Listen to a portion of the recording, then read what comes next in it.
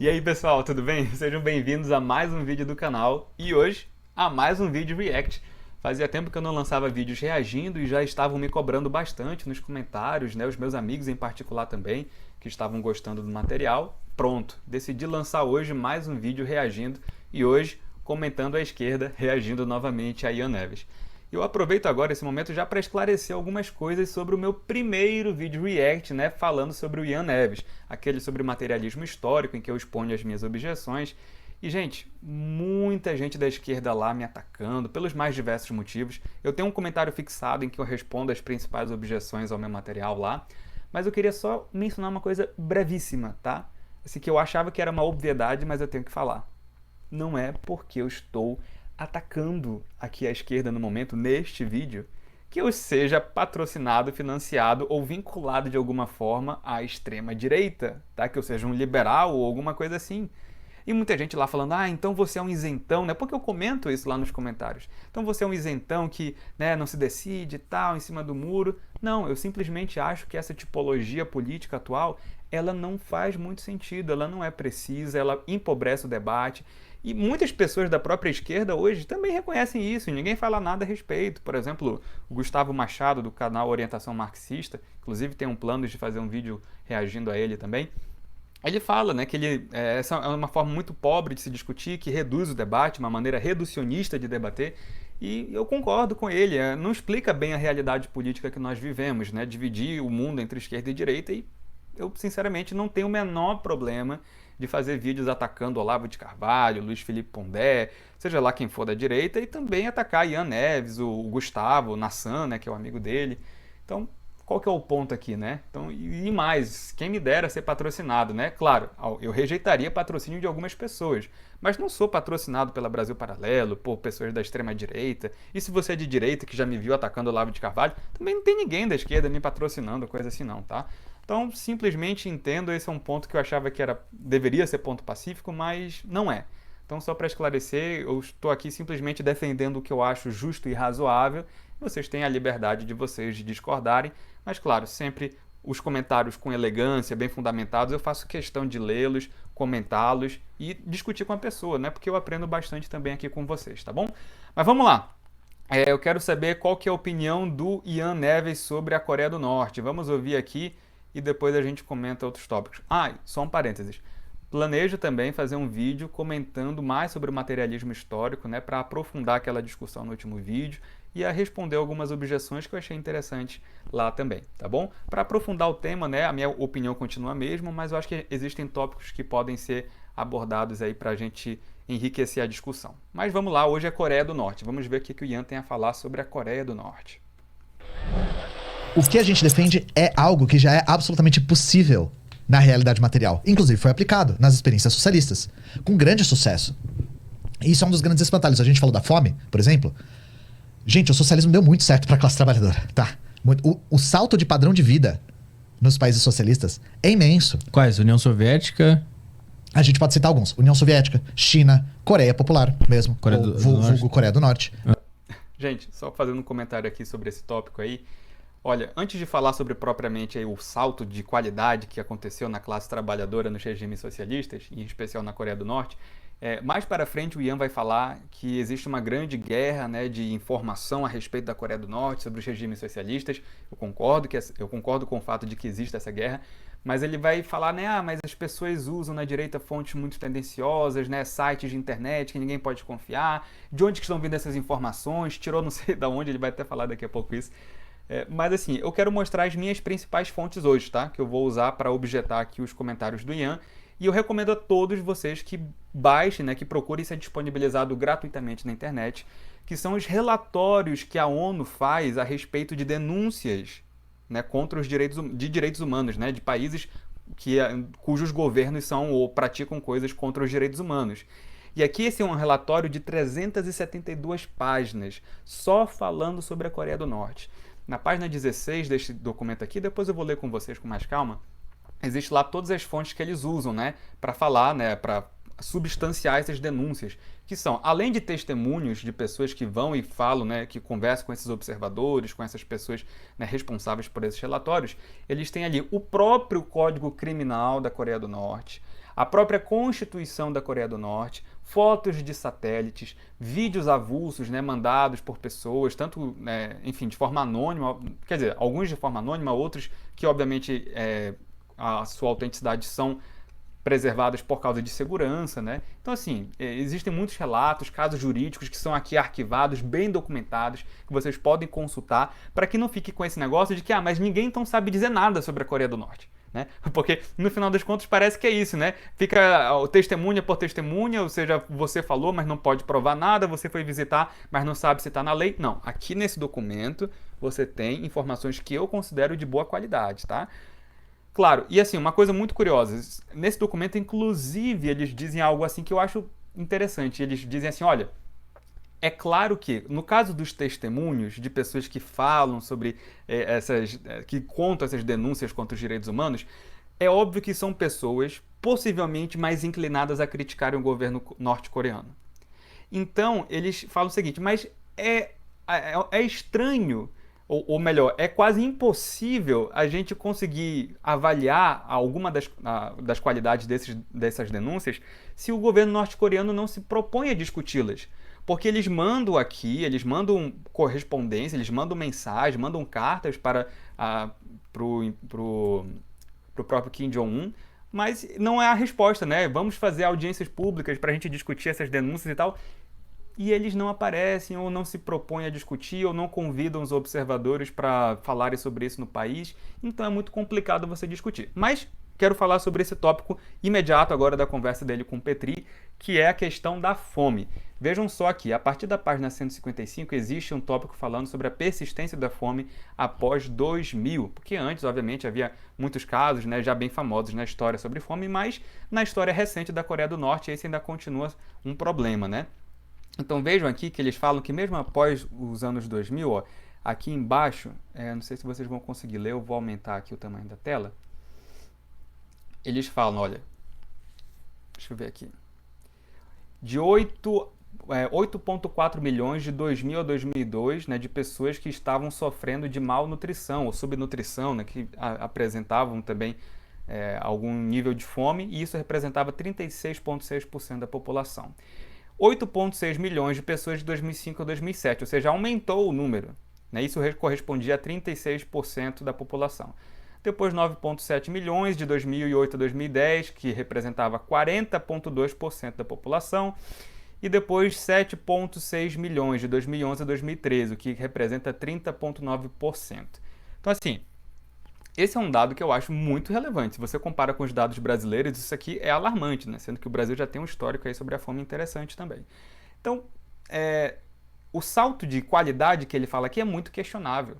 Muito questionável. Outra coisa que o pessoal denuncia nesses relatórios da ONU é a política que eles chamam de Songbun, que é basicamente o governo catalogar as pessoas, né, dividir a sua população em castas, né? Eles não vão dizer que são castas, mas eles consideram assim pessoas cujas famílias são leais ou têm um certo nível maior de lealdade, de pessoas possivelmente, né, contrárias, que não são tão leais, que são suspeitas, e a depender de cada classificação que você recebe com a sua família, você tem, as denúncias pelo menos são nesse sentido, né, de você ter um acesso privilegiado ou um pouquinho melhor à alimentação. Então são denúncias severas, assim, perdão, denúncias calamitosas, né? Então, assim, muito preocupante. Então, só para deixar claro que existem essas documentações, vamos já ler mais sobre elas. E, assim, ele está falando aqui, o tópico é a fome, né? E, gente, eles têm um problema sério de fome. Não foi apenas na árdua marcha, num passado distante, não. Eles enfrentam um problema de fome. Depois a gente discute mais sobre isso. Vamos lá. Né? Albânia, socialista, com uma experiência fantástica. Cuba é incomparável com os países do Caribe. Incomparável. A qualidade de vida em Cuba, mesmo sendo um país pobre, bloqueado, fudido, é incomparável com os outros países que são capitalistas do Caribe.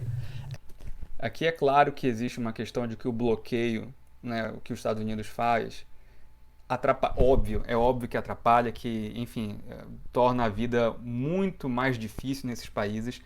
Mas a gente não pode aqui ficar com a ilusão de que o governo não tenha influência direta nessa má gestão de alimentação. Tá? E eu vou comentar um pouquinho mais sobre isso depois, mas assim, existe uma política que foi herdada da Coreia do Norte, da União Soviética, que era do PDS. PDS é uma sigla inglesa, né? Obviamente na Coreia é outra sigla, mas assim, PDS significa Public Distribution System, que era basicamente a forma de distribuição do governo, já que existe uma tendência à economia planificada, em que o governo faz um planejamento de várias áreas da vida da sua população, e entre elas a própria distribuição de comida, especialmente alguns itens super preciosos, assim, valorosos, né, para a cultura e também para a sobrevivência, que é o arroz. E dentro dessa do PDS, né, do Sistema de Distribuição Público, houve muitas denúncias, né, de pessoas sendo privilegiadas por causa de questões políticas e tal, e isso não é um claro sinal de que não há essa qualidade de vida que ele está mencionando aqui. Então, gente, assim, pra mim é alarmante, tá? É alarmante. Mas vamos continuar.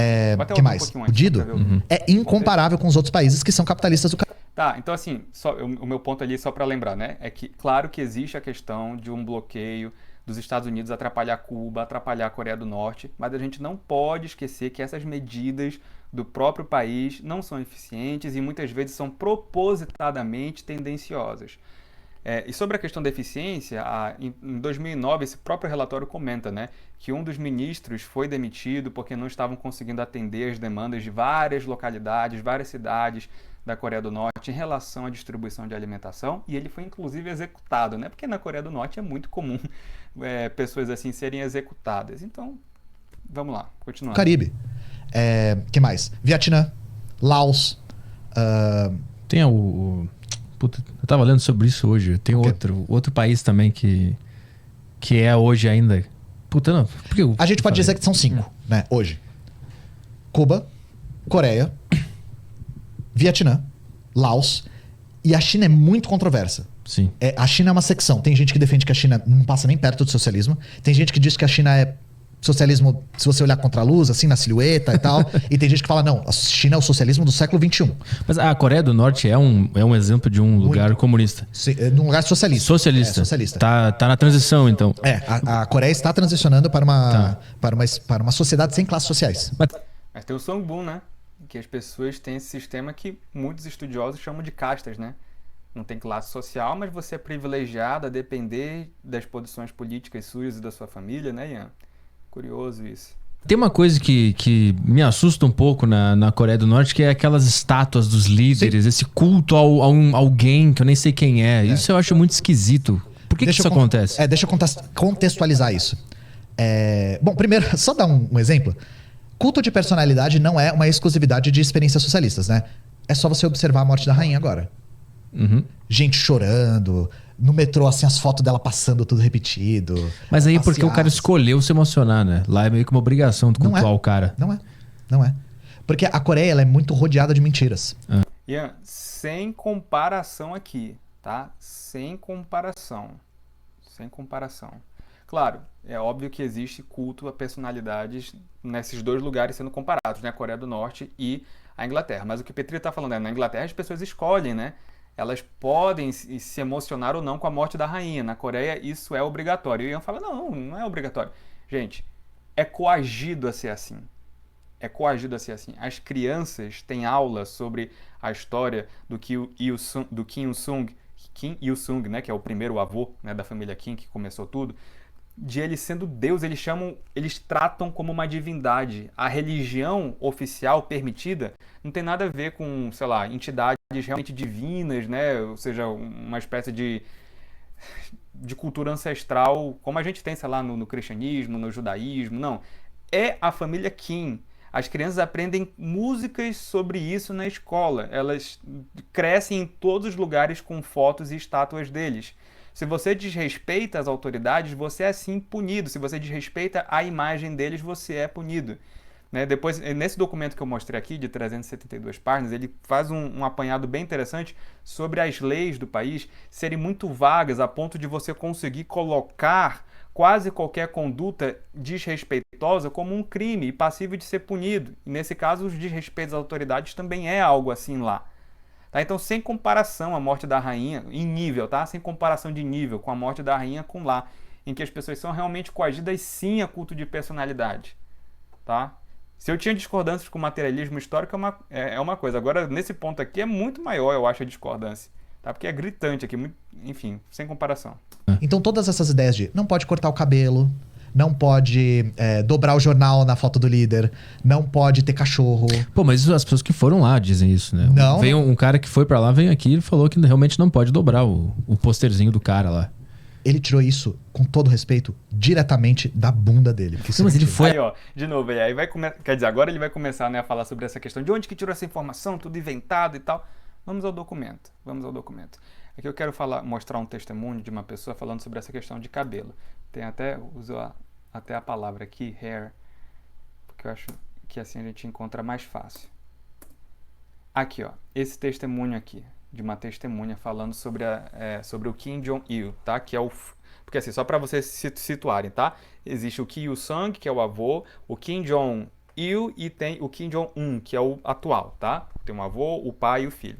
Então assim, falando sobre o pai aqui, essa testemunha fala... Deixa eu pegar a partir daqui, ó. Deixa eu aumentar para vocês. If Kim Jong-il thinks that girls wear skirts that are too short or have too long hair, the inspection group starts to work on the issue. Tá falando, olha, se o Kim Jong-il pensa que a garota veste, né, roupas muito curtas ou tem um cabelo muito longo, coisas que, enfim, são consideradas imorais ou alguma coisa assim, o que não agradem ao grande líder, a equipe de inspeção vai lá. Né? Então, assim, em quesito jurídico, né, to create a law. E aí, deixa eu ver o que mais em cima aqui, que ela diz uma coisa interessante. Ó, Kim Jong-il's orders are usually turned into law. Ou seja, as ordens do Kim Jong-il são usualmente tomadas ou tornadas em lei. Então pronto, aqui ó, a questão de... Claro, existem diferentes notícias aqui nessa questão da guerra de informação sobre o cabelo. Existem pessoas que dizem, existem só 15 ou 28 tipos de cabelos que você pode ter na Coreia do Norte. Eu não encontrei informações a esse respeito, eu confesso também que não procurei muito. Mas existem questões de apresentação pessoal que são sim determinadas pelo governo. E aqui as testemunhas, elas falam. Aí depois vocês podem ver, elas têm numerações, essas testemunhas aqui, tá? E na nota de rodapé você pode encontrar qual que é o número do registro e tal, tudo isso é bem documentado. E assim, gente, claro, pode ser que uma notícia seja falsa, outra seja verdadeira, mas existe esse rigor sim, em casos bem documentados. Agora, sobre essa questão de dobrar a imagem, eu não sei também, não pesquisei muito a esse respeito. Mas que existem leis arbitrárias que tolhem ali as liberdades individuais das pessoas, que fazem com que as pessoas fiquem, assim, vivendo em um grande estado, né, de autovigilância para não incorrer nessas infrações, isso existe. Tá? Isso existe, as pessoas têm medo disso na Coreia do Norte. Ai, ai. Foi a guia falou. A guia não falou, tenho certeza. Porque os caras que estudam na Coreia foram pra lá, fotografaram gente dobrando o jornal. Mas aí o cara vem e fala, não pode. Não fala. Aí o cara desdobra. Isso é ridículo. Gente, tá, isso aí, como eu falei, eu não sei sobre essa questão da foto, talvez não exista. Mas se a pessoa está em um vlog e posta, assim, sei lá, alguém dobrando a foto do líder e falando, olha, a gente pode dobrar, isso pra mim não seria prova de nada. Né? Talvez se ele fizesse essa gravação na frente de um policial, dobrando na foto, enfim, na frente de um policial para ver o que acontece. Aí eu até, né, diria alguma coisa, mas eu não conheço esse vídeo, não sei quem é que está gravando, não sei quais são as informações aqui, mas isso em si mesmo não provaria nada. Só se fosse nessas circunstâncias que eu falei, né, que aí você poderia desconfiar de que de fato fosse uma fake news. Mas existem muitas pessoas que comentam de fato nessa questão. Vamos lá. Isso é ridículo. Porque todo mundo que estuda a Coreia e foi pra lá, tentou aferir isso. Isso não é verdade. E o cara que morreu por causa do pôster lá? O cara que arrancou o pôster do hotel. E voltou em coma. Sabe da onde vem a maior parte dessas... Sabe da onde vem a maior parte dessas notícias? O cara voltou em coma. Primeiro, duas coisas. Sabe de onde vem a maior parte dessas notícias? De um veículo de notícias, né? Um veículo de comunicação situado na Coreia do Sul, que é literalmente financiado pela CIA, que é a Radio Free Asia. É um veículo de propaganda. É daí que vem essas coisas de que na Coreia não pode isso, na Coreia não pode aquilo, na Coreia blá blá blá, na Coreia não sei o quê. Eu garanto pra vocês, garanto, de pés juntos, 99,9% é mentira e o resto é meia verdade, tá? Na sua opinião, né, Ian? Pensando que só existem essas fontes aí, né? Talvez você pense que só ela fala sobre isso, mas não. Existe um tópico aqui, ó. Primeiro, eu vou lá na página 16 só para vocês lerem comigo aqui tudo que pode, todos os tipos de fontes que eles recebem para montar esse relatório aqui da ONU, tá? Aqui, ó, página 16. Olha só o que eles usam. Testemunhos, fotos de satélite, informações disponíveis, né, de admissões da própria DPRK, que é a República Democrática da Coreia do Norte e tal, da Coreia, enfim. As leis, as políticas do país, estatísticas, coisas que às vezes são liberadas pela própria Coreia do Norte. Enfim, há muita coisa, muita coisa. Os testemunhos, já falei sobre a questão dos testemunhos. Então, assim, não existe só a Radio Free Asia, tá, como fonte, falando sobre essas medidas arbitrárias. E aqui eu quero mostrar um dos tipos de medidas arbitrárias que geralmente gente da esquerda comentando diz que nega que exista lá, dizendo que é fake news, mas olha só uma transcrição aqui do próprio Código Penal deles. Deixa eu ver se eu encontro. Cadê? Eu tinha visto aqui. Não, deixa eu colocar só code. Acho que eu vi com... que é muita coisa, gente. Eu estou me lembrando das palavras-chave do documento para eu encontrar e ler para vocês aqui.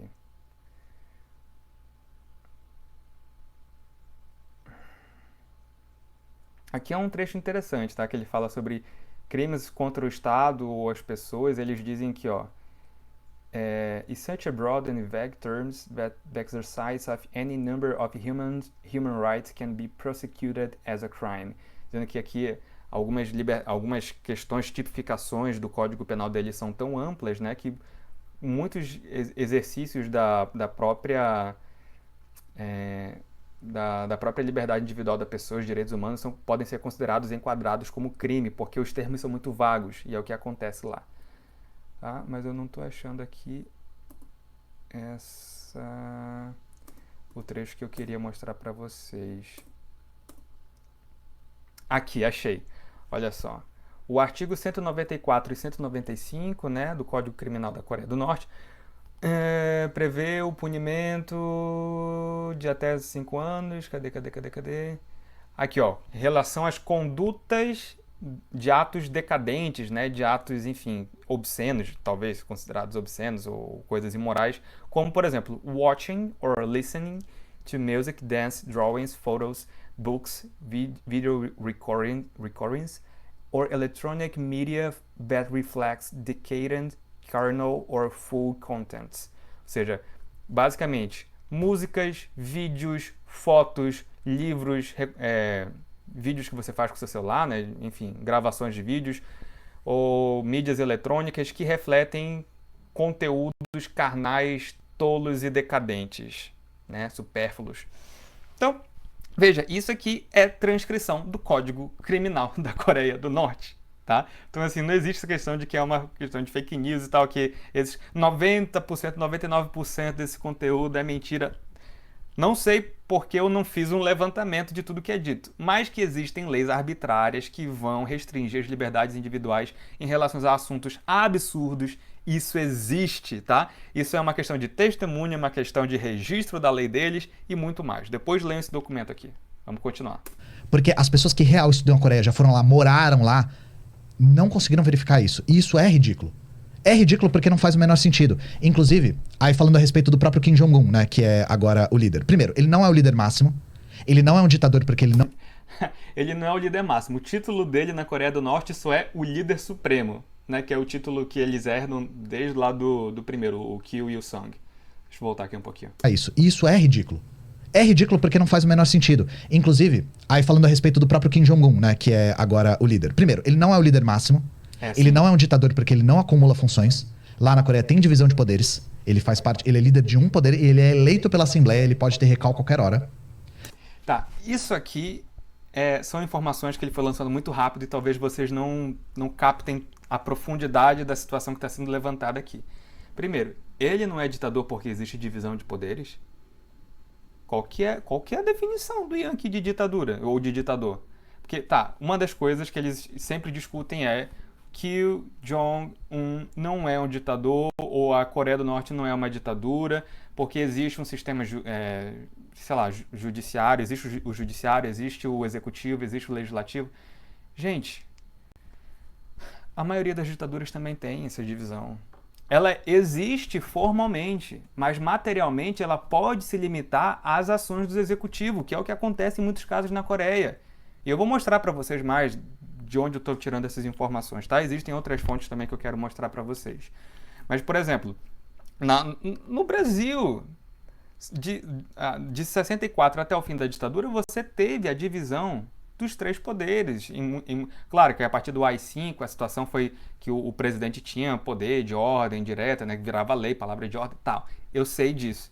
Mas muitas ditaduras usam desses recursos artificiais para aparentar alguma sobriedade democrática.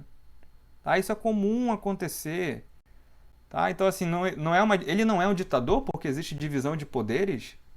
Ele não é um ditador porque... E mais, ele fala assim que ele pode ser recall, né? Gente, deixa eu ver se eu me lembro dos dados direitinho. Acho que foi o quê? 17 ou foi 11 de dezembro de 2011 que o Kim Jong-il faleceu? Na semana seguinte, o Kim Jong-un estava sendo anunciado como líder supremo da nação, pela mídia, pelas autoridades. Ele é eleito em 2014, sim. E aí vocês devem saber como que é, né, a questão do voto lá. Aí muita gente da esquerda vai dizer que isso é falso. Tá? Muita gente vai dizer que, não, isso daí é mentira. Eu quero saber então o que é verdade. Porque o que é noticiado para o mundo, e aqui não é só por canais de direita, não é só pela sei lá, BB News, como, sei lá, o New York Times, não é só gente dos Estados Unidos que fala sobre isso, não. A Al Jazeera também publica isso, outros canais dizem a mesma coisa. Que você, em 2014 pelo menos foi assim, havia lá a cédula para você concordar ou não com o Kim Jong-un sendo o líder da Assembleia Suprema da Coreia do Norte. E ali só tinha o nome dele. E aí você votava ou sim ou não, né? Se você concordava ou não de ele ser o líder. E aí a maioria das pessoas vota sim, e óbvio, por uma prudência pela própria vida, né? Pelo amor à própria vida.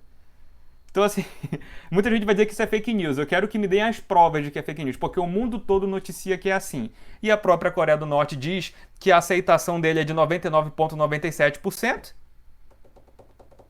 Então, que votação é essa? Que ele pode ser recall? Em que país é esse que ele tem, então, a aceitação de toda a população? Sendo que, claro, ele é o único cogitado a ser o líder supremo. Ian, explique. Então, diferente, por exemplo, da ditadura no Brasil, depois do AI-5, o presidente tinha poder de lei. Verdade. Lá, isso não existe. Existe sim. Existe sim. Eu li aqui algumas coisas desse documento, vocês podem comprovar comigo. A família lá... existem muitos relatos de pessoas que são executadas porque existem discordâncias políticas, denúncias ou por meras arbitrariedades, que é o que o documento que eu falei, que eu mostrei aqui para vocês diz. Ele é eleito pela Assembleia, que por sua vez é eleita pela população por sufrágio direto, universal, secreto e tal. As estátuas que tem, por exemplo, tem lá em Pyongyang, não tem estátua dele. Tem estátua de quem já morreu, que são os antecessores dele. E aí a questão é, existe culto de personalidade na Coreia? Sim. Sim. Só que isso tem a ver com a história da Coreia. Que é uma história de milhares de anos já. A Coreia, ela vê no papel do líder um papel fundamental. Os coreanos, né? Os coreanos veem no papel do líder um papel fundamental. Então, sim, existe um culto de personalidade muito forte lá.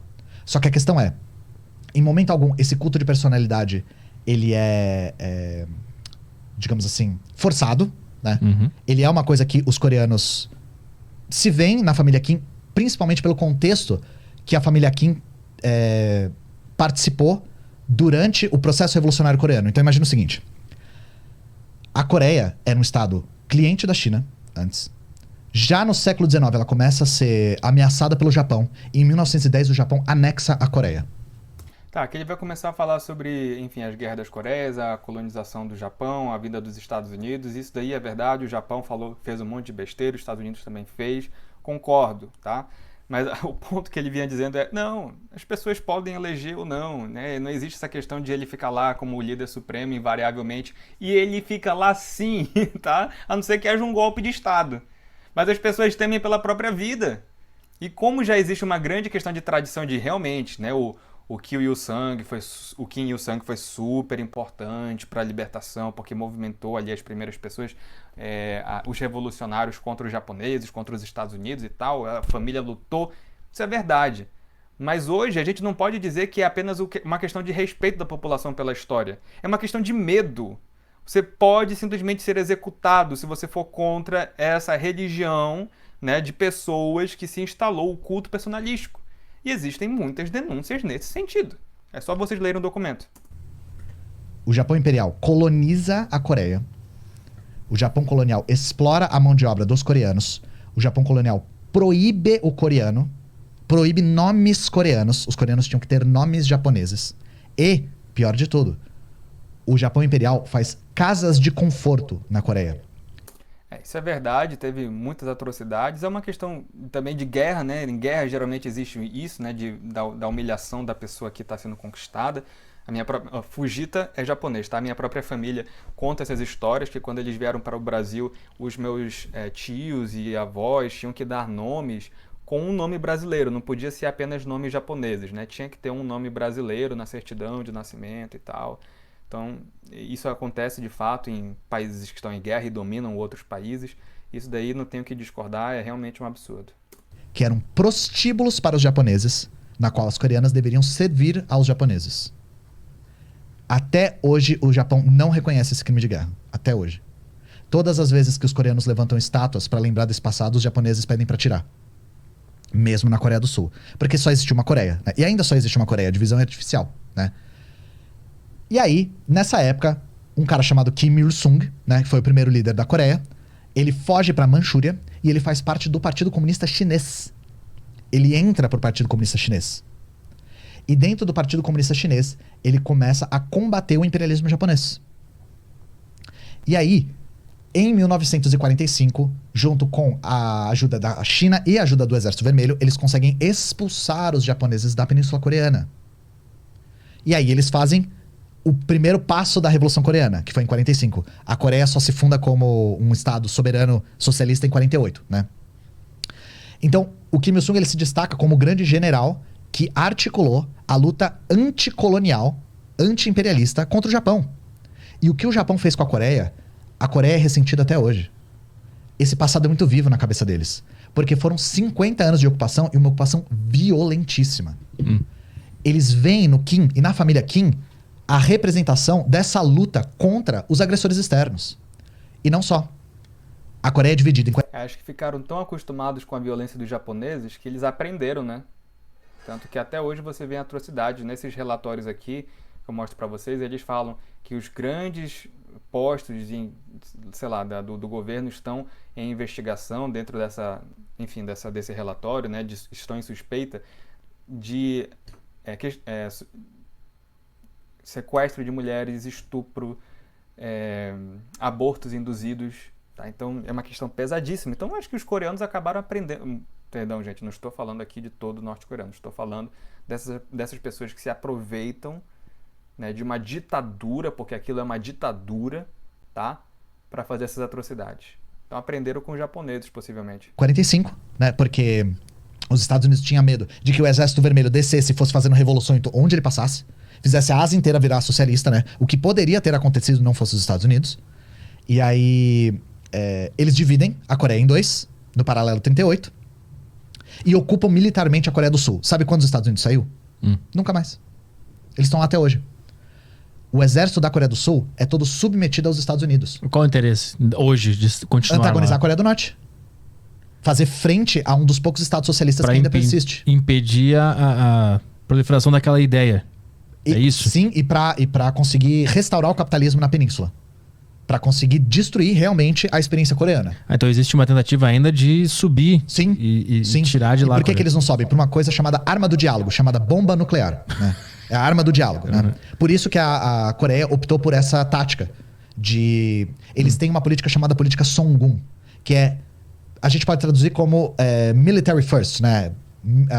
Forças Armadas primeiro. Antes de qualquer coisa, a Coreia tinha que se armar para se proteger da agressão externa. E é por isso, Ian, que você pode dizer que o Kim Jong-un é um ditador também. Porque você falou, ele não acumula as funções. Bem, até onde eu saiba, ele é presidente do principal partido da Coreia, né, que é o Partido dos Trabalhadores. Ele é presidente e secretário, são 2 cargos distintos. Ele é o líder supremo da nação, aclamado pela nação. Ele é o presidente da Assembleia Suprema também, da nação norte-coreana. Então, e o chefe das Forças Armadas, né, do Comitê de Defesa Nacional. E como existe a política do Song-un, como você falou, é o military first, você precisa se armar, a vida militar tem muito valor lá. Ele sendo o chefe das Forças Armadas, desde lá de 2011, quando ele assumiu, ele tem um poder muito grande na mão dele, Ian. Você tem que reconhecer isso. Tem que reconhecer. Tá? Não faz... eu acho até que eu não completei a informação que eu comecei falando lá atrás, né? Porque assim, eu falei sobre essa questão de o pai dele ter morrido em 2011, porque logo depois ele já assume, uma semana depois é aclamado, e não houve eleição ali. A eleição vai acontecer em 2014 para a Assembleia, que é aquela que eu falei da pessoa única na cédula, em que você vota só sim ou não, concorda ou não concorda. Agora, lá em 2011, que eu saiba, não teve eleição. Teve eleição, Ian? Eu não sei, posso estar errado aqui, mas só que não teve eleição. Até onde eu saiba, não teve eleição. Tá? Então, assim, foi uma questão de sucessão mesmo, uma hierarquia, não é uma monarquia, mas assim, uma sucessão familiar de um cargo, de um supremo líder para outro supremo líder. E ele já acumulando essas funções logo de cara, pelo menos praticamente, depois formalmente, né, diante do mundo. Mas ele já atuava como o chairman, como o chefe lá, enfim, desde 2011, desde a morte do pai dele. Aí foi aí que eles investiram pesado em tecnologia nuclear, que é uma tecnologia de uso dual. Eles podem usar para outras coisas e para a defesa. E a bomba nuclear garante que a Coreia consiga ter a sua experiência continuada. Mas qual é o interesse dos Estados Unidos de desativar lá o comunismo lá e botar o capitalismo lá também? Toda e qualquer experiência socialista que tem na face do planeta, os Estados Unidos vai antagonizar. Porque toda e qualquer experiência socialista se mostra uma inspiração para o movimento trabalhador mundial. Tá, é o medo de que isso influencie outras pessoas. Sim, e pode influenciar. E aí eu falo por quê. Mas voltando à história do Kim Il-sung, né? O Kim Il-sung já tinha se destacado como um grande líder do Partido do Trabalho, né? E ele se torna presidente da Coreia nessa época. O presidente Kim Il-sung, generalíssimo, eles falam, né? E aí, em 1950, os Estados Unidos invadem a Coreia. E os Estados Unidos invadem a Coreia e eles fazem um genocídio na Coreia. Os Estados Unidos matam entre 3 e 4 milhões de pessoas num país de 8 milhões de pessoas. Os Estados Unidos jogam mais bombas na Coreia do que eles tinham jogado em toda a Segunda Guerra Mundial. Os Estados Unidos destroem barragem, destroem plantação, destroem escola, destroem hospital. Não sobrou um prédio de pé na capital. Que ano é isso? 50. Tá. A guerra acaba em 53, a Coreia resiste. É o que eles falam. Se um lobo ataca um gato e o gato sobrevive, o gato ganhou esse embate. Foi isso que aconteceu. A Coreia resiste e a perda da Coreia para os Estados Unidos é muito amarga. Eles ficaram muito... Foi a primeira guerra que os Estados Unidos perdeu. Perdeu no sentido de eles não atingiram os objetivos deles. A segunda ia ser o Vietnã. O Vietnã é socialista até hoje porque o Vietnã ganhou a guerra. E aí o paralelo 38 é restaurado e aí as Coreias se dividem como a gente conhece hoje, né? A memória da guerra dos Estados Unidos sob liderança do Kim Il-sung é muito viva na cabeça dos coreanos. Então eles veem no Kim Il-sung um símbolo de resistência. Aqui eu não tenho o que comentar, né, em relação aos Estados Unidos. Os Estados Unidos realmente tem essa política ali brutal de invadir os países e acho que se você discorda disso, você só não conhece a história. É isso mesmo, os Estados Unidos se vêem como a grande palmatória, juízes do mundo e, enfim, não tem como a gente aplaudir nada disso. Claro, existem muitos detalhes que poderiam ser discutidos nisso, né, que modalizam a discussão, mas, enfim, o ponto aqui principal, estou relativamente em concordância com o Ian aqui. Contra o imperialismo japonês e contra a agressão estadunidense. Mas aquele papo que o cara é obrigado a parar na frente da estátua e olhar pra baixo, isso é mentira? Não existe nada que confirme isso. Porque essa coisa da Coreia, ela é uma via de mão dupla, né? Eu sei que indo lá pra Coreia você tem que parar na estátua. E aí voltando não dá pra saber nada que acontece na Coreia. Então, eu sei quando corrobora com uma narrativa, né? Corrobora com um pensamento, e não dá pra saber quando corrobora com outro. Mas é que tem vários vlogs no YouTube de gente que vai lá visitar. Eu vi alguns já. Filma, e aí eles mostram lá que se ele tirar uma foto e a estátua do cara sair com a cabeça cortada, eles mandam deletar e tirar outra. Eu nunca vi isso, mas eu já vi o cara, por exemplo, falando que, eu recebi o jornal aqui, eu não posso dobrar. O cara, ele só falou isso, sabe? Porque ele leu em algum lugar que não pode. Só que em momento nenhum você encontra documentação na Coreia falando que não pode. Pelo que eu vejo desses vlogs, é uma orientação dos guias lá, que eles falam que não pode, também que, os vlogs, que é pra enrolar os e tal. vlogs que eu vi, eu não vi essa orientação também. Eu tô sendo honesto, tá, gente? Tô sendo honesto. Mas aí, botando mais o pé no chão, a gente não encontra documentação legal da Coreia falando sobre essas coisas. Mas também eles não fariam, né? Por que Uma não? documentação legal Por que não? sobre uma opressão ao povo. Né? Eles vão escrever legalmente assim. Todas as outras ditaduras fizeram? E essa também, né? Essa também fez. Eu mostrei ali o trecho, né? Que eles comentam. As transcrições do Código Criminal da Coreia do Norte, falando sobre coisas extremamente arbitrárias. E mesmo que você não tenha uma delimitação na tipificação penal tão específica de que não pode dobrar o jornal, não pode, ou tem que parar na frente da imagem do líder, como eu falei, alguns termos são vagos o suficiente para que se faça uma pressão na população a agir de certa forma. Aí não precisa estar escrito naquele detalhezinho, mas a interpretação da lei é muito vaga e pode ser que as pessoas já criem uma certa lista de coisas, né, que já orientem os estrangeiros a fazerem ou a seus próprios filhos, porque sabe que se fizer aquilo vai dar problema. Porque é interpretado como desrespeito, como falta de consideração com os líderes da nação, com o Deus da nação, tá? Que é o Kim Il-sung. Por que a Coreia não faria? Fez. Pra não pegar mal, não sei. Se tem uma coisa que a Coreia não se importa é com pegar mal. Não é verdade. Os caras, eles não ligam de verdade. É verdade. Assim. E aí a questão é, em termos concretos, né? Primeiro de tudo, a Coreia é uma dinastia? Sim. Não. Sim. A Coreia não é uma dinastia. Ué, mas não são 3 pessoas que venceram as eleições seguidas da mesma família? Sim, só que tem uma questão. Primeiro, o Kim Il-sung eu já falei, né? Ele era o líder máximo, era a pessoa mais reconhecida, se tornou secretário-geral do partido e ficou na liderança até ele morrer. Justamente por esse passado de prestígio que eu acabei de narrar, né? Você pode E porque as pessoas têm medo de morrer. não gostar, mas faz sentido. Faz sentido porque a gente não viveu o que os coreanos viveram. E aí, quando ele morre, não é o filho dele que ascende ao poder? Sim, só que não imediatamente. Primeiro, não existe nenhuma documentação coreana dizendo o sucessor tem que ser o filho da família Kim. Não existe. Mas isso existe em outros lugares? Sim. Exemplo, a Inglaterra. Na monarquia, existe a documentação. O sucessor tem que ser a prole mais velha, etc. Isso existe. Tá? Outra coisa. A eleição do Kim Jong-il, que é o cara dos óculos grossos, sabe? O segundo líder, que é um dos que tem a estátua lá. Não foi unânime. Inclusive, ele quase não ganhou. A disputa foi tão intensa nessa época que o posto de chefe da Assembleia ficou desocupado por 3 anos. Existe oposição lá? Ó, isso aqui, ele falou um monte de coisa, gente. Primeiro, é uma dinastia sim, tá? Vocês podem ler sobre isso daqui, ó, sobre essa história que ele está contando, nesses 2 livros aqui, em especial nesse aqui, ó, North Korea Under Kim Jong-il, que é o pai, né, daqueles 3, ele é o segundo. O que acontece? Claro, quando o primeiro morreu, o avô morreu, ficou uma grande questão. O filho vai suceder? Porque, de fato, não existe uma lei específica falando sobre a sucessão.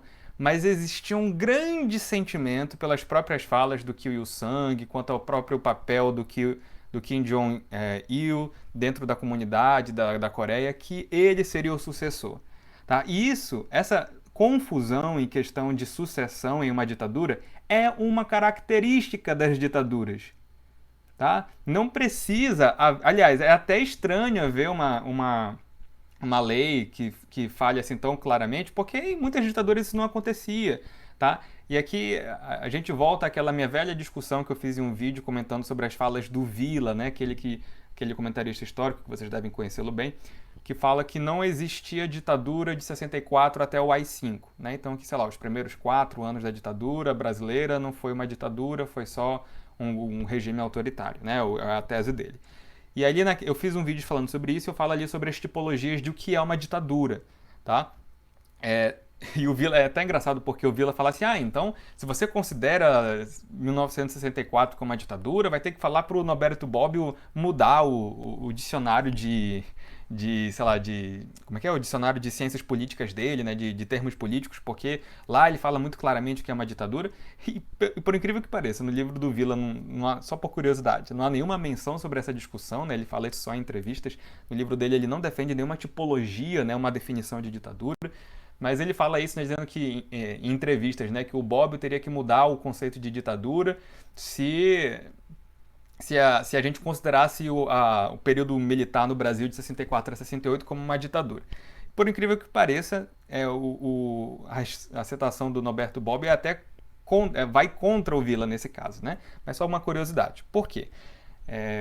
Não falando propriamente dessa questão do Villa, se você quiser, procure aqui na lista do canal de vídeos sobre esse assunto, né? Que eu falo sobre a ditadura branda, né? Que algumas pessoas falam que era uma ditadura branda. Eu comento sobre isso lá, sobre o revisionismo.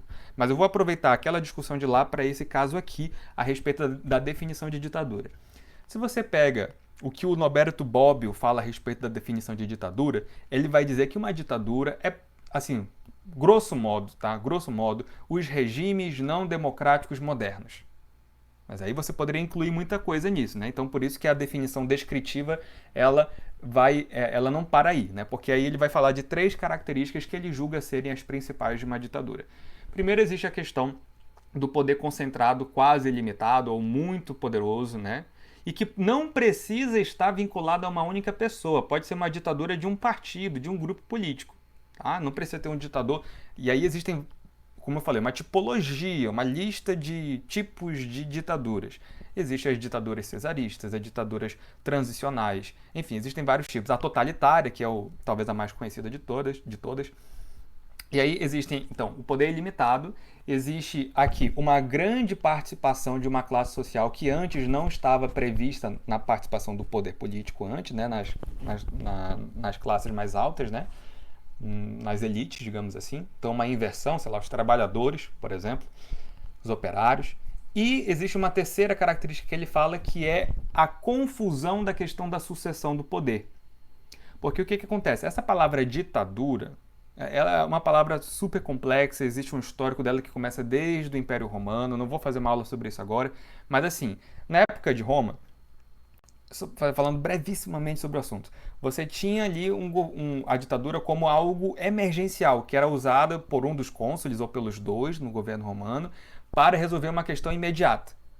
Então, talvez por causa disso, o Norberto Bobbio fala que na época do final do século XVIII, na França, quando houve a ditadura revolucionária, ele foi se apropriando do termo ditadura para falar de um governo ou de uma configuração política transitória para resolver algo imediato, né? Nas revoluções liberais, pós-revolução francesa, não sei o quê, em que havia ali instituições de ditaduras revolucionárias para que depois a ordem se instaurasse normalmente, né? Para que houvesse repúblicas democráticas, etc, etc e tal. Então o regime seria provisoriamente ditatorial, né? Por que eu estou falando isso? Justamente por esse caráter ter sido herdado, né, uma questão de uma ideia de transitividade, a questão da sucessão ela é confusa, porque a partir do momento que você começa a legislar sobre a transição sendo, né, de pai para filho dentro da mesma família, acaba havendo uma institucionalização do regime revolucionário que seria provisório. Então existe de fato, por definição, por natureza, uma certa tendência à transição ser conflituosa em uma ditadura. Mas existe uma questão familiar tradicional, isso é claro para os norte-coreanos, é claro que deveria ser o filho dele que deveria assumir. Então aqui, assim, quando ele fala, mas existia um problema de eleições na época de quem assumiu, né, o Kim Jong-il. Por quê? Ele vai dizer, mas demorou 3 anos para que ele assumisse. E esse livro aqui explica isso aqui um pouquinho melhor, tá? Que é o North Korea Under Kim Jong-il. Já o primeiro capítulo fala sobre como foi esse período de transição. E, gente, eu desconheço, tá? Que ele teve uma concorrência partidária como acontece aqui no Brasil, por exemplo, que pessoas propuseram outro nome e aí o pessoal foi votar, como o Ian transparece, não sei se foi isso que ele quis dizer, né, que as pessoas foram lá e votaram, foi uma disputa apertada talvez na votação, não sei o que ele quis dizer com o que ele acabou de falar, mas que eu saiba, a questão foi o seguinte, você tinha, além do Kim Jong-il, 2 outras linhas dentro do movimento dos trabalhadores e da família Kim que estavam propondo outros nomes como possíveis sucessores. Né? Existe até, acho que um dos sobrinhos, se não me engano, do Kim Il-sung, e ali outras pessoas mais militarizadas que tinham postos mais altos dentro do militarismo. E tinha o filho que se esperava que assumisse, né? Culturalmente que se esperava que assumisse, que foi o Kim Jong-il. E aí houve um período em que as coisas realmente ficaram meio confusas ali, até que se estabelecesse, mas na prática, quem estava como líder supremo da nação e visto como líder supremo nesses 3 anos era o Kim Jong-il. Então, assim, o que aconteceu foi que o líder na época do Partido dos Trabalhadores, após a morte do Kim Il-sung, ele publica um artigo chamado Socialismo é uma Ciência, em que ele discute, né, que seria um período muito difícil para a população, porque a população via o Sung, né, o Kim Il-sung, como se fosse um deus, e, enfim, Deus estaria morto para eles e não poderia, outra pessoa não poderia assumir o papel de líder supremo. Mas, então esse período de 3 anos foi uma espécie de respeito. E existia até uma espécie de sabedoria de Confúcio, né, confucional que eles falam nesse livro, para se esperar esses 3 anos, né, em respeito ao líder que acabara de morrer. Nesse período, o Kim Jong-il, ele vai adquirindo o respeito dos militares, vai ampliando a sua influência no Partido dos Trabalhadores norte-coreano, para que formalmente depois ele assumisse o papel de líder da nação. Mas ele já estava nos bastidores formalmente, ou materialmente, atuando como líder. Tá? E depois há esse reconhecimento de que ele é digno de adquirir o mesmo título do pai, né, como líder supremo da nação, pelas suas obras, né, pelos seus antecedentes, por aquilo que ele conquistou. Então, eu desconheço, posso estar errado, que houve uma eleição de pessoas propondo à população dois nomes, pessoas votando, e foi uma coisa acirrada. Não sei se foi isso que o Ian quis dizer, tá? Mas eu desconheço que isso tenha acontecido. A história que eu conheço pelos livros de história foi essa que eu mencionei. Mas eu posso estar errado, tá? Aqui eu posso estar errado. Se vocês conhecerem algo diferente, me corrijam. Muita oposição. A oposição foi tão forte que não existe oposição de direita com ingerência no Estado, mas existe oposição à linha do Kim, por exemplo, a linha da família Kim. Isso existe. E que oposição é essa, então, Ian, em que em 2014 você tem... Em 2014, né? Porque em 2019, que eu saiba, o Kim Jong-un nem apareceu nas cédulas para ser confirmado, né, dentro do voto do parlamento lá da Assembleia. Que eu acho que isso, inclusive, foi interpretado na época, eu me lembro das matérias sobre isso em 2019, como se já tivesse sido institucionalizado que ele é o líder supremo e tal, e cadê o recount aí? Não tem, né? As pessoas dizem, não vamos votar contra para ele sair de lá. Na época foi pelo menos publicado assim. Essa informação é falsa também, Ian? Aí fica para ele responder se ele eventualmente ver esse vídeo. Não sei se vai ver, mas vamos lá. Inclusive existe... Então, ele está falando sobre a oposição, né? Que oposição é essa, então? Em que 99,97%, alguns noticiam até 100%, votam a favor do líder supremo da nação, que é o Kim Jong-un. Tanta oposição que o Kim Il-sung quase não ganhou a eleição. Ele ganha com uma margem muito pequena. E inclusive existe tanta oposição que o Kim Il-sung quase não ganhou a eleição. Kim Il-sung... Peraí, como é que é? Oposição de direita com ingerência no Estado, mas existe oposição à linha do Kim, por exemplo, a linha da família Kim. Isso existe. Inclusive existe tanta oposição que o Kim Il-sung quase não ganhou a eleição. Kim Il-sung é o avô. Será que ele quis dizer o Kim Jong-un? Porque o pai é o Kim Jong-il. Né? Não sei agora, talvez iam ter se confundido. Ele ganha com uma margem muito pequena e depois de 3 anos de disputa. Então ele tá falando do Kim Jong-il aqui, tá? Ok. Se fosse uma passagem automática de dinastia, isso teria sido automático, sabe? Repito uma das perguntas que eu já fiz aqui antes. Qual foi a eleição que aconteceu na morte agora do Kim Jong-il em 2011? Qual foi a eleição? O Kim Jong-un assumiu logo depois dele como chefe supremo, como líder supremo da nação. Ele só participa de uma eleição em 2014, com esse 100% de aprovação que eu falei. É claro que há uma sucessão dinástica aqui, de dinastia. É claro. Então, as coisas não funcionam dessa maneira. Outra coisa, existe divisão de poderes na Coreia. E daí? Inclusive, por exemplo, o posto que o Kim Jong-un ocupa acumula menos cargos que o Joe Biden. Mentira! Quer dizer, tá, o que ele quer dizer com isso? Vamos ver, peraí. Ele tem menos poder sobre a Coreia do que o Joe Biden tem sobre os Estados Unidos. Isso é mentira. Se é isso que ele quer dizer, isso aqui é mentira. Como eu falei, ele é chefe do partido principal, que é o Partido dos Trabalhadores da Coreia. Ele é o chefe da Comissão de Defesa Nacional do país. ele é o líder supremo da nação, ele é o presidente da Assembleia. Então, assim, ele é justamente a pessoa que ocupa os cargos de mais poder no país, que tem um histórico amplo de execução de pessoas que discordam da sua linha, que governa com mão de ferro. Então, ele trata sim de um ditador, e falar que existem outros poderes não interessa aqui, porque pode até ser que na Constituição seja de uma forma, mas na prática, mesmo esses poderes divididos não fazem muita diferença. E aqui, ó, vou falar sobre esse livro agora aqui, ó, North Korea, A Country Study. E é um livro muito interessante que ele mostra graficamente essa divisão do Comitê, Comissão de Defesa Nacional, a Assembleia Suprema, né, os outros órgãos que tem, as cortes de justiça mais regionais. E ele fala, olha, na Constituição, na lei está previsto de fato que as pessoas que deveriam votar por juízes mais nas localidades. Mas eles mostram ali que na prática é a Assembleia Suprema que faz essa indicação e cadê o direito das pessoas votarem? Mesmo havendo divisão de poderes, essa divisão não é respeitada.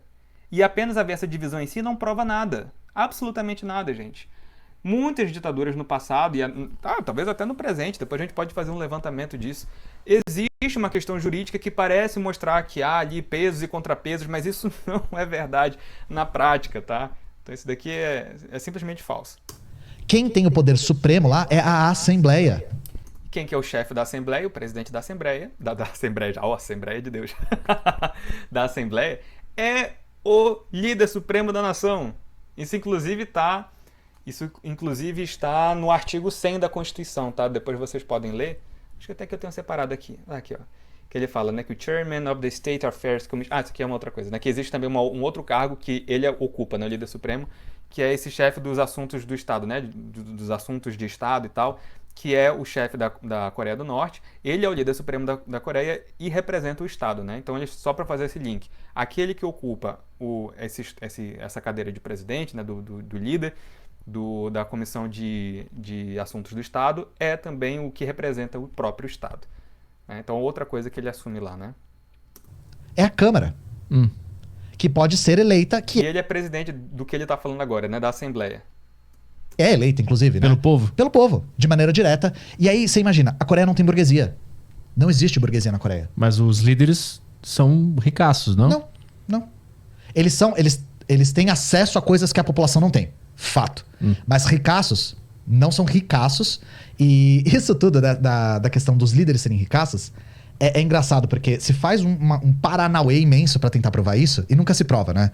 O Fidel Castro, por exemplo, colocavam ele na Forbes como sendo um dos homens mais ricos do mundo, né? Como? Falando que o PIB de Cuba era a fortuna dele. Fica fácil assim, né? Claro que o PIB de Cuba não é a fortuna do Fidel Castro, não era a fortuna do Fidel Castro, né, gente? Novamente, essa galera tem acesso a coisas que a população comum não tem? Sim. Eles são ricaços, privilegiados que vivem no luxo? Não. Alguém conseguiu provar isso? Não. Isso tudo é por inferência, tá? Mas aí como é que você vai provar o contrário também, né? Porque assim, o que você vê nas fotos do Kim Jong-un, por exemplo, ele andando de Mercedes, a limusine dele, né? E será que isso é tudo uma questão de aparatos do Estado que dão pra ele? Porque a família é dita ter palácios, né? Eles moram em palácios. E não apenas como no presidente aqui, né? Sei lá, o presidente do Brasil mora lá, né? Em Brasília ele tem, de fato, um local grandioso para morar, mas aqui, pelo que eu saiba, é notificado que a própria família Kim tem as suas residências, várias residências, e as fotos dele de Mercedes são falsas, sabe? Enfim. Depois tem que procurar. Mas se bem que tem que procurar o quê, né? É claro que eles não vão divulgar essas informações à Coreia do Norte. Então fica pelo que a gente vê, e pelo que a gente vê parece que é isso mesmo. Eles têm acesso a coisas que a população não tem. E isso em si já é um absurdo, né? O nível o disparate aqui já é absurdo. Mesmo que seja a questão, eles não detêm, não são ricaços, não são eles mesmos os donos. Mas eles têm acesso a isso tudo, e a população tem, sei lá, em 2013, 30% em subnutrição, malnutrição. Isso já é um absurdo. Novamente, quem compõe a Assembleia? Trabalhadores. Não existe burguesia. Então é varredor de rua, Não tem burguesia, mas tem o Songbun, né? Que é justamente a classificação de castas, como eu falei, pessoas leais ao Estado, pessoas não leais, serem tratadas diferentes. É funcionário público, é professor, é agricultor, é gente que trabalha na construção civil. Essas pessoas trabalham na Assembleia, né? São eleitas de forma direta e a maior parte é eleita independente, não faz parte de nenhum partido. Outra coisa. Tá, quero perguntar uma coisa ao Ian. Da Assembleia, quantos são? 687, eu acho? Mais de 600, acho que são quase uns 700. Quantos deles são... Peraí, quantos deles se elegeram sem partido nenhum? Que eu saiba, da última vez que eu chequei, nenhum. 87%, ou seja, quase 90%, são filiados ao Partido dos Trabalhadores, que é o principal partido. Então, qual que é a relevância de falar isso aqui? A Coreia tem 3 partidos, que é um a mais do que os Estados Unidos na prática. Você Não. pode fazer parte de um dos 3 ou nenhum, que a maior parte das pessoas não faz. Porque a ideia não é representar um partido, a ideia é representar os seus interesses locais. O seu interesse como pedreiro, o seu interesse como varredor de rua. Tá, ok. Aqui ele tá falando, por que eu falei não aqui? Ele falou que existem 3 partidos, é verdade. Mas isso na prática significa que tem mais partidos do que nos Estados Unidos? Não. Porque esses partidos todos são praticamente a mesma coisa. Eles todos integram a mesma frente de reunificação da Coreia, né? A mesma aliança política. E como eu falei, o partido principal tem praticamente 90% ou quase 90% da Assembleia Suprema. Então, ele faz e manda o que ele bem quer, sabe? Vão dizer que eu estou exagerando e tal, mas o nível de denúncias aponta nesse sentido. Imagina você detendo como chefe de um partido 90% das pessoas votando para você, ou na sua mesma ideologia. Imagina hoje um partido que tivesse lá na Câmara do... sei lá, no Senado, em Brasília, 90% dos políticos são de um único partido. Ou mesmo nos municípios, sabe? Ia ser tudo carta marcada, gente. É tudo carta marcada. Então, assim, é por isso que uma das denúncias dentro da ONU é justamente de você ter um governo de partido único, né? Porque o sistema de partido único não significa que não exista nenhum outro partido. Tá? Pode, na maioria dos casos, sim, existe apenas um partido. Existem sistemas monopartidários que se distinguem do partido único hegemônico. Existe toda uma tipologia sobre o sistema de partidos também. Mas se na prática você tem apenas um partido, apenas um grupo político que consegue compor o governo, isso é praticamente o sistema de partido único. É uma das denúncias lá da ONU, né? Então, se você for ler com calma. Tá? Então, assim, é uma coisa absurda, tá? Então, tem muitos daqui nesse documento, muita coisa que você pode ver que vai falar sobre direitos humanos de expressão, né? Liberdade de expressão, liberdade de culto, que é assegurada segundo a Constituição da Coreia do Norte, mas que na prática se resume a você cultuar o avô lá, né? O Kim Il-sung, tá? Então, na prática, significa isso. Propriedade... Opa, peraí aqui, será que... Deixa eu ver se a minha câmera falhou aqui. Não, continua. Posso falar isso com propriedade porque, como eu falei em outro vídeo meu, a minha família é de tradição adventista, né? Eu tô a nossa família está há 6 gerações. Eu cresci quando criancinha ouvindo as histórias dos missionários que iam para a Coreia e eles, sei lá, a gente sabe que na Coreia do Norte a gente para de receber informações sobre muitas igrejas cristãs desde 1950. Tá? Então você não tem atualizações. A última atualização que a Igreja Adventista tem da Coreia do Norte é de 800 e poucos membros, que é um dado de 1934, quando a primeira igreja é fundada. Depois disso, para-se de haver comunicação com o resto do mundo e a gente sabe hoje que não há igrejas ativas lá da Igreja Adventista. Tá? Parou a haver de comunicação porque você sabe que não é permitido, é perseguido lá. Existem pessoas que são perseguidas por serem cristãs, sim, esses documentos provam isso daqui, tá? Tá claro, você pode dizer que tudo é uma grande conspiração, que é mentira. Aí cabe a você provar que esses testemunhos todos, essas transcrições dos códigos penais, essas fotos, os vídeos que eles têm e que arquivaram o documentário são falsos, né? Mas enfim, eu quero ler para vocês aqui, ó, por final, essa carta que foi mandada para a Coreia do Norte, né? Porque existem aqui também na ONU, você tem acesso, fica disponível essas cartas, essas correspondências, e olha só o que eles falam. Essa comissão, né, que está averiguando a questão das denúncias contra os direitos humanos na Coreia do Norte, né, lamenta o fato que, estou lendo esse parágrafo aqui, that Your Excellency's government has not availed itself to the opportunity to cooperate with the Commission, ou seja, lamenta o fato de que o governo de Sua Excelência não tenha permitido, né, a oportunidade de cooperar, incluindo, rejeitando, né, diversas vezes a oferta de participar de audições públicas, né, representations at its public hearings, ou seja, pessoal da ONU convida a Coreia para participar e eles não vão. O Kim Jong-un não é aberto para essas audiências públicas para falar sobre essas denúncias. E aí eles vão falar aqui, ó, aqui depois vocês podem ler com calma essa correspondência em que eles falam que esses crimes estão assim, presentes dentro da Assembleia, dentro dos comitês regionais, dentro da Suprema Corte deles, lá do Comitê de Defesa Nacional, dos chefes de partido, do próprio líder supremo da nação, tá? Depois vocês podem ler isso com calma. E aí, ó, existem aqui alguns tópicos. Ó. Aqui nesse primeiro, que eles vão falar sobre as denúncias, né, diz que a comissão encontrou que existem oficiais na verdade funcionários, né, do Departamento de Segurança do Estado, enfim, de várias outras entidades, inclusive no final ele fala aqui do próprio líder da nação, né, que estão cometendo esses crimes. Aí quais são esses crimes? Aí aqui o tópico 2. A comissão encontrou presídios políticos, né? Campos de presídios políticos, outros campos de presídios. Você tem ali de pessoas que aderem aqui, ó, à religião cristã e outros considerados como subversivos. Então aqui, no final ele vai falar aqui também sobre a política do Songbun, tá? Aqui no final do tópico 2. Leiam com calma isso daqui, todas as coisas que foram denunciadas. Isso aqui é um resumo daquelas 372 páginas, tá? Então eles falam aqui, ó, crimes contra a humanidade que envolvem a questão da against starving population, né? Sobre a questão da fome dentro do país, perseguição política, tortura também acontece. Então existem relatos os mais diversos sobre isso.